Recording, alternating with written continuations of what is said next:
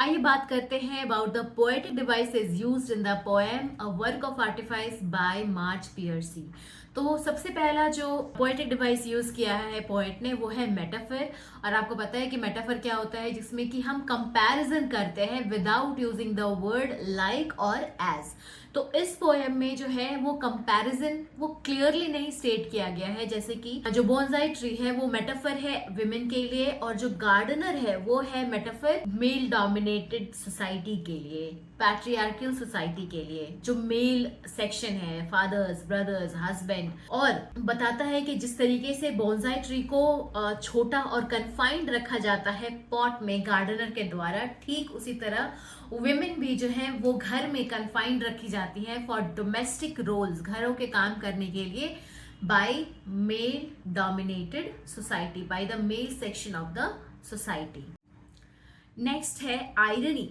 तो आयरनी क्या होती है? जो किसी भी चीज की लिटरल मीनिंग के जस्ट ऑपोजिट होती है। तो इस पोएम में पोएट मार्च पियर्सी वो उन्होंने बताया है कि ये जो गार्डनर है जो मेन रिप्रेजेंट करता है, वो लिमिट करता है growth of the bonsai tree जो कि विमेन को रिप्रेजेंट करती है। और गार्डनर जो मेन को रिप्रेजेंट करता है और बोनसाई ट्री जो कि विमेन को रिप्रेजेंट करती है, वो गार्डनर फिर भी एक्सपेक्ट करते हैं वुमेन को ब्यूटीफुल होने के लिए, नर्चरिंग होने के लिए, इवन आफ्टर उनके सारे ग्रोथ को कन्फाइन करने के बाद भी। तो आयरनी ये है कि जो मेन है वो उनके ग्रोथ को बढ़ने नहीं देते, मतलब उनके पोटेंशियल को रोक के रखते हैं, सिर्फ इसीलिए क्योंकि वो चाहते हैं कि औरतें जो है वो घर के काम के लिए बनी हुई हैं, डोमेस्टिक रोल्स के लिए बनी हुई हैं, और वो घर में सुंदर सज के बैठी रहें, और साथ ही साथ वो थैंकफुल रहें और ग्रेटफुल रहें कि उनको एक घर मिला है बाहर के एडवर्सिटीज से बच के रहने के लिए।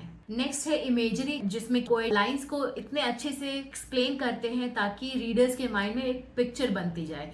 तो इस पोएम में जो पोएट है मार्च पियर्सी, उन्होंने बोनसाई ट्री को इतने अच्छे से डिस्क्राइब किया है कि हमारे दिमाग में वो पिक्चर बनती जाती है कि किस तरीके से गार्डनर जो है वो कटिंग कर रहा है बोनसाई ट्री की, उसके साथ में गुनगुनाते हुए और कहते हुए कि उसकी ये नियति है कि छोटा और कन्फाइंड रहे उस पॉट में।